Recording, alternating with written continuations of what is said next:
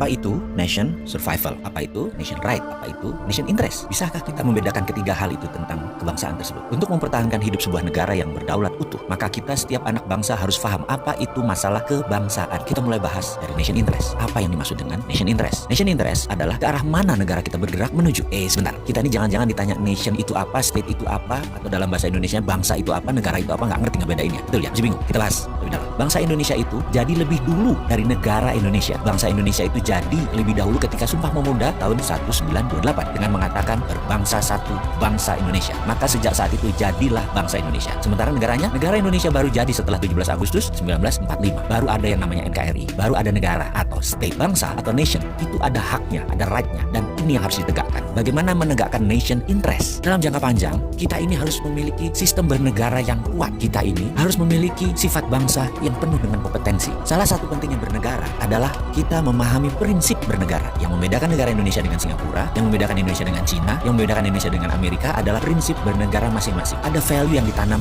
di setiap negara. Ada prinsip yang dianut di setiap negara. Misalnya Bill of Rights-nya Amerika, Liberté, Égalité, dan Fraternité-nya Perancis. Cina dengan BRI-nya, Belt Road Initiative. Indonesia dengan Five Principle atau Pancasilanya. Kita sekarang melihat negara yang sulit dikontrol karena populasinya 1,5 miliar manusia, yaitu bangsa Cina. Bagaimana bangsa Cina ini supaya mempunyai negara yang tetap utuh? Bukan main-main mengelola bangsa Cina ini. Negara Cina sangat serius mengurusi bangsa Cina. Juga demikian dengan Amerika. Ada 380 juta bangsa Amerika yang terdiri dari multiras, bukan suku loh, ras dan etnik. Ada 100 kali. Amerika adalah negara imigran. Indonesia rasnya sedikit. Ada Melanesia, Polinesia, dan Melayu. Jadi suku bangsanya kita banyak. Dan yang unik adalah 89% beragama Muslim. Sehingga Indonesia bisa dikatakan dengan 267 juta jiwa, 89%-nya adalah Muslim. Indonesia adalah negara Muslim terbesar di dunia. Jadi bagaimana membuat negara kita ini utuh terus sampai akhir zaman? Saya teringat sebuah sesi di kala saya masih aktif di sebuah lembaga negara urusan pertahanan. Kami ditontonkan film dokumenter yang sangat menarik. Film ini adalah bagaimana Cina membangun doktrin bernegara masuk ke bawah sadar anak-anak bangsa Cina. Diperlihatkan melalui kamera CCTV di video tersebut di sebuah tempat penitipan anak. Karena kala itu banyak sekali suami istri yang bekerja di Cina dan anak semata wayangnya dititipkan di tempat penitipan anak milik negara. Anak itu usianya berkisar 3-5